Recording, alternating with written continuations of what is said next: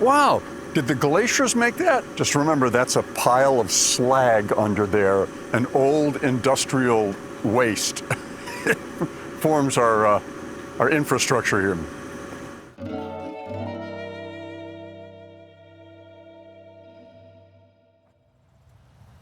We always take a look at the lake and assume the lake has always been that way. But you know, if you go back before the start of the Pleistocene, before the start of the Ice Age,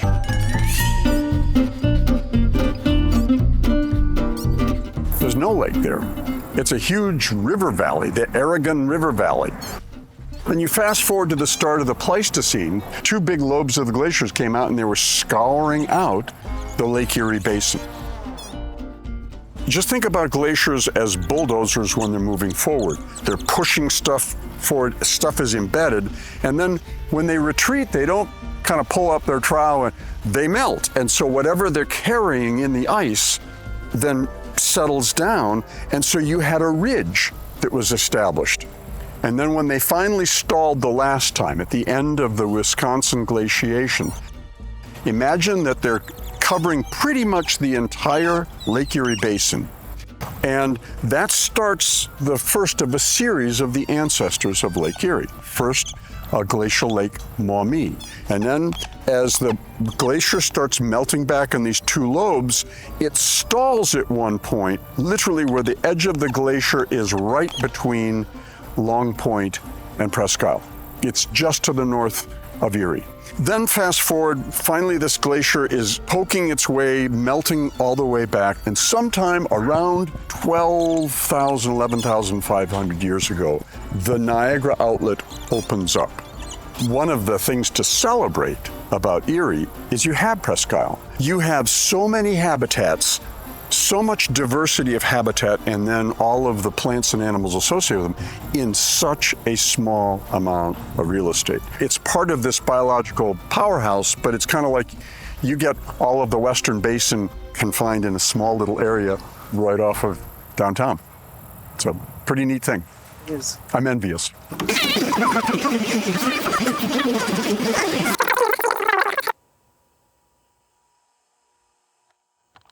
Presque Isle is this 3,200-acre peninsula.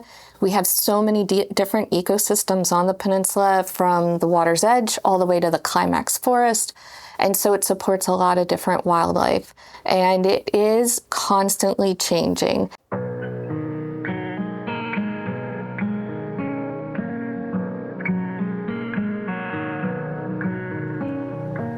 You know, I heard the expression used, and I love it, that Lake Erie is like a hummingbird sea. It's got this really fast metabolic rate. Because it's shallow, the furthest south of the Great Lakes, and all of the organic material coming in, not only from the Detroit River, but especially the Maumee River, all of these nutrients coming in, it is a biological powerhouse. And by far and away, it produces more biomass than all of the rest of the Great Lakes, I believe, put together. All of that said, however, it's also exquisitely sensitive to too much nutrients coming into the water, and being shallow, if you get too much algal activity, and then that algae at the surface dies off, and then the things that decompose it use up the subsurface oxygen, you can get dead zones in the lake. And you know, we know famously in 1969 when they proclaimed Lake Erie as being dead, it wasn't dead, it had dead zones in the middle of the winter that had become anoxic. While the conferences and committees continue, the dying flow to Lake Erie goes on. And that oxygen is a really important thing, and they wouldn't get any kind of restoration until the fall, when surface waters and subsurface waters reach the same temperature. Then you get this turnover of the water, and you have oxygen-rich waters coming down to the bottom, and those bottom waters coming up to the top that help recharge the system. I've wanted to be a weatherman since I was 8 years old. So I guess it's 53 years that I've actually enjoyed weather.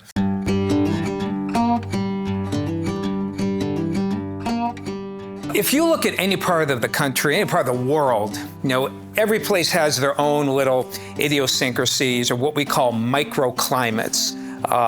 As the name implies, these are climates on the scale of, maybe a few tens of miles.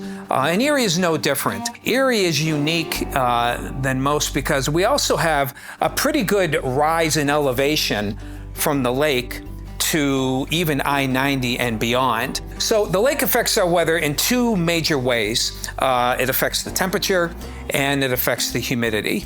In the summertime, the lake tends to have a cooling effect because the lake is typically, during the day, cooler than the land. So it gives a cooling effect, at least along the lake shore. But really, when we think of lake effect, we think of those heavier snow squalls that are in effect because the lake adds heat, which adds instability. It adds moisture, which not only adds moisture for the clouds and snow to form, but adding moisture also makes the air unstable, allowing the clouds to rise to higher heights and allowing more snow to fall. Officially, from a Weather Service standpoint, the Weather Service divides their forecasting areas into zones. In the vast majority of those cases, they're on a county level. So Crawford County is a zone, Warren County is a zone, Erie County, and many of the zones right along the Great Lakes, at least in the Chautauqua County, Erie County, PA, and Ashtabula County, there's two zones, basically north of 90 and south of 90. So there are several zones, and across the country there are zones where, the microclimate of the lake shore, actually the Weather Service recognizes that as a separate zone with its own separate forecast. Presque Isle is constantly changing, and so a lot of that has to do with it being right on the front of Lake Erie, subjected to wind and water and waves and erosion, and that changes the shape of it.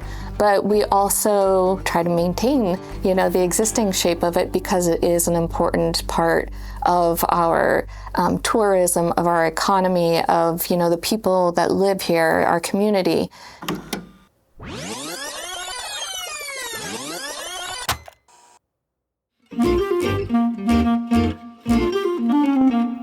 Hurry, hurry, hurry to the glorious beaches of Presque Isle. If she had her way, Presque Isle would be an island. But like my second wife, much to her chagrin, we couldn't let her leave. And how could we let her go? If not for her and the protected bay, Erie would be just another lakefront crime-infested backwater village like Cleveland or Buffalo. Gross. Since the turn of the century, our nation's best and brightest minds, the Army Corps of Engineers, has prevented the separation of the Isle from the mainland, creating barriers to keep the sand from wandering, unlike my first wife, Joanne. I even named my Patch Turtleback after her, and she still left me for some jokester in Detroit with the Sugar House Gang. But I digress. To get back to the basics, funny. This humble natural oasis offers a quaint little lighthouse ready to move in. Pay no mind to the previous lighthouse keeper's review. It is not, in fact, the loneliest place on earth. That title's reserved for the Standard Rock Light in Marquette, Michigan. And who likes Michigan anyways? As bitter as Keeper Waldo may be, he and his wife Mary still managed to have a beautiful baby girl, the first babe born right on the peninsula. And not all that lonely after all, huh? Oh, Presque Isle. This lovely sand spit is just across the bay from the hustle and bustle of Erie, PA, the vacation destination of your dreams. Catch a pleasure steamer from the public docks to the luxurious Massasauga Hotel, right at the head of the peninsula. A hopping place to see and be seen in various states of undress. You might even see a flirty calf or two during the sassafras two-step. And if dancing doesn't tickle your fancy, high rollers can pop upstairs for a high-stakes game of 5-card stud.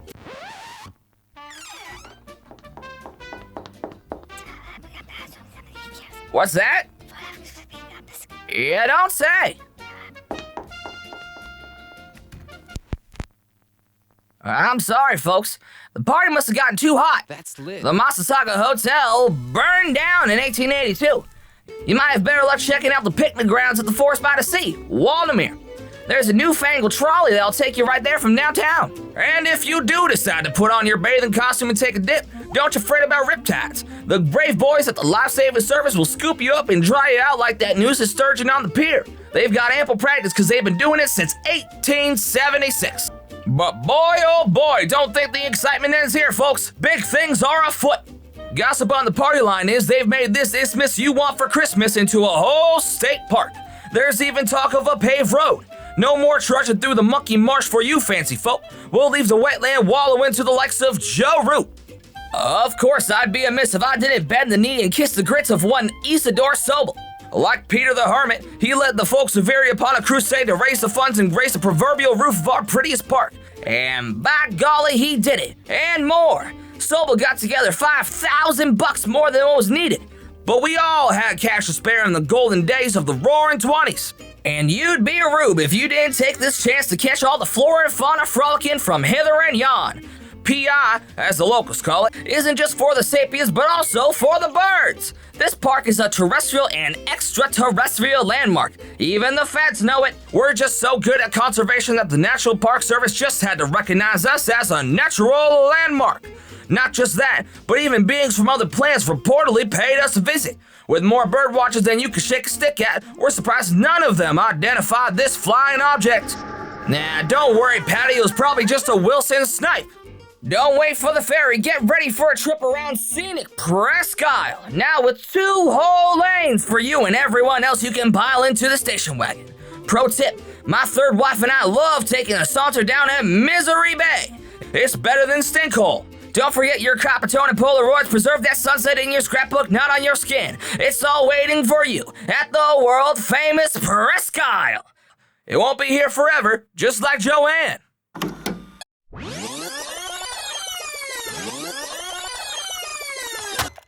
I was almost born on Presque Bay. My mom was out fishing the night before I was born.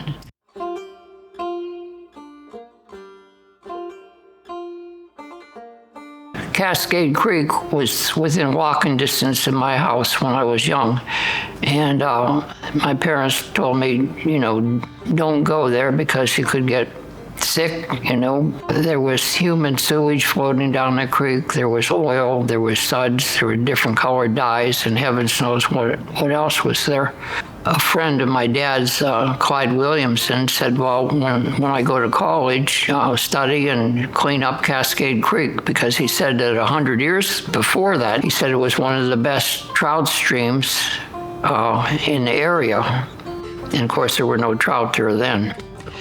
As far as the lake itself, it was really bad in the late 50s, early 60s. Presque Bay used to have Cladophora, which is a type of filamentous algae, and it would wash up on the shore, and just big mats of it. It'd be all over the shoreline, and it was so thick on the top of the water at times that the turtles could climb up on top of the stuff and be half the shell out of the water just with the Cladophora.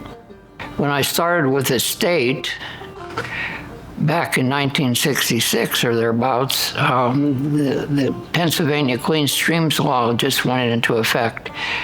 So here's a kid in his young 20s going around telling people you can't dump that in the water anymore. And I was not a real popular person. It was different. I had my life threatened a couple times.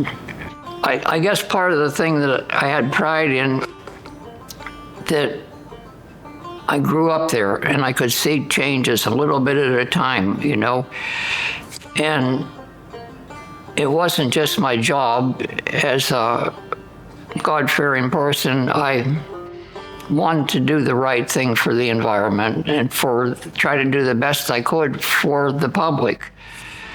Keeping our waters free from pollution and conserving our underground water supply is of direct and immediate concern to us all. For ultimate success, the campaign must have the full and continued support of the people of this great state, a people aware of and willing to pay the cost of vital anti-pollution measures. Only then can we fully realize our goal, to bring to all of us, at home, at work, at play, once again pure and clean, the waters of the Commonwealth.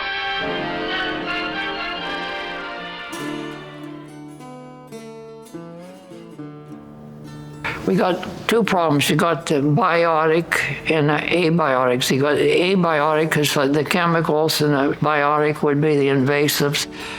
And even without the invasives, you still have the balancing act of how many fish can you catch in nets or hook and line or natural causes or disease, you know. So everything's playing together. The blue pike, it was a big industry, yeah. There were a lot of boats going out there, and there was a lot of competition too.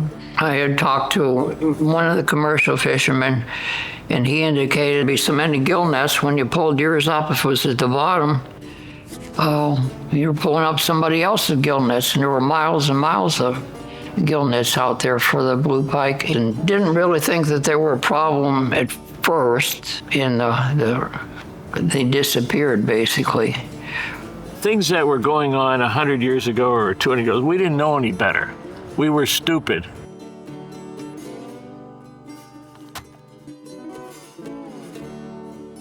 We were only concerned about getting your business going, and we did all kinds of crazy things with the Great Lakes. You know, when I went to college in 1960, there was no such thing as environmental science courses. You could be a doctor, lawyer, and Indian chief, but there was nothing to do with concentrations in the environmental theory. So it's all changed. These are all news. Now, blue pike was fished so hard that they eventually vanished. Of course, I was born in 1942, so it was still around. But I remember that was pretty much all the restaurants. They had blue pike. It was a really good fish. It was people liked them a lot better than perch. People chose the fish not because of the quantity, but also the taste. I think the last year that was recorded, they caught any blue pike, it was only 100 pounds taken. Afterwards, 22 million pounds in 1 year, way back in the 1920s. You know, the collapse of any fishery changes the ecosystem, changes the dynamics of all the other fishes and other organisms that live there. And so as you see the rise or fall of populations, you also have to be aware that that has almost like a domino effect on other organisms that live there too, whether it's as a predator or prey species, or, you know, depending on if they feed on plankton or if they feed on fish that feed on plankton, you know, it really is a domino effect. In a scientific perspective, we're always learning from what has previously happened and trying to anticipate what might be coming up and how we can monitor and just be on the forefront of things as much as possible. And years later, when I was working with the Fish Commission trying to figure out why they disappeared, I sent notices out to different commercial fishermen or retired commercial fishermen in the United States and Canada. And the consensus, you know, they had ideas, everything from pollution to the mayflies disappearing to overfishing and everything, but it seemed that a lot of them thought that the invasion of the exotic smelt had something to do with it. So an invasive species is a species that is not naturally found in the region, but also causes economic damage. And so you will see that invasive species, you know, are species that do cause some type of damage, but then we also have exotic species. So these might be different plants you buy at the greenhouse and plant in your backyard that are not supposed to be here, but they do not cause an economic impact to the environment. They introduced a bait fish called the rainbow smelt. Now, the rainbow smelt, they thought, well, they'd be doing a great thing to give the fish something to eat. Well, they did. They loved them. They ate them. Trouble is, they couldn't reproduce. They have enzymes in their system that inhibits reproduction, and that kind of did it. You couple that with the bad water quality and overfishing, and it wiped it out. It isn't all malicious. People thought that they could improve things. The Fish Commission people years ago, they thought the carp were wonderful. Well, the carp thought they were wonderful too because there's lots of them around, but it isn't exactly what we want. We got to worry about the western portion of our Great Lakes, and that's around Chicago with the Asian carp. That's a real problem. And again, it's stupidity of man. They brought these fish, there's a flood, the fish got out, and here they are. But there's a good side to it. I understand that they have commercial fishermen are dedicated to catching the Asian carp and are selling it to China. Because the fish in China are all out of contaminated lakes, where ours are not. They're getting a better price for it. The problem with invasive species is just that. You don't know the potential.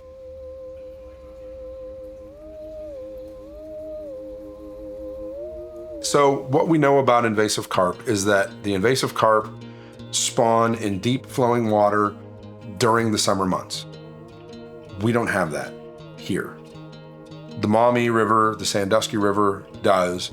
More than likely what's going to happen is Lake Erie is going to be where they all come, because they'll be able to be born in Michigan and Huron, and they'll just funnel their way down into the system. And we probably won't see much natural reproduction of those fish with the way their morphology is now, but they're going to thrive here. This is highly productive. It's where they're going to want to be. And the issue with invasive carp is not the fact that they're going to actively compete with the other species, but there's only so much room for biomass. So as you have more and more big fish, something has to give. So when we look at the idea of evolution by natural selection, we are looking at that in a natural environment, you might have some change that has happened over time. And within the population of that natural species, they are able to respond, and the generational change or shift is responding to that environmental pressure. However, invasive species is not doing that. You are taking something, creating this pressure in a very short period of time, and that pressure can be very detrimental, where it's aggressive, it's, eating the eggs, it's competing for space, it's competing for habitat, it's competing for food. Changes in the lake will take place. We can try to do some things, like with the lampreys. You can put out a lampricide in the streams and kill off a lot of the sea lampreys, but then there's side effects. You could kill off native lampreys or salamanders and so on, and you still don't kill off all the lampreys so they come back. You can't do that kind of chemical warfare with fish. We know we've had it happen in Pymatuming. We had the carp herpes virus come down, and it only killed carp. And there was tons and tons of carp that died in Pymatuming just a few years ago. And that got the gears spinning. And one of the things that we constantly point out is you do not want to start messing with chemical warfare on fish, because that can never lead to good things.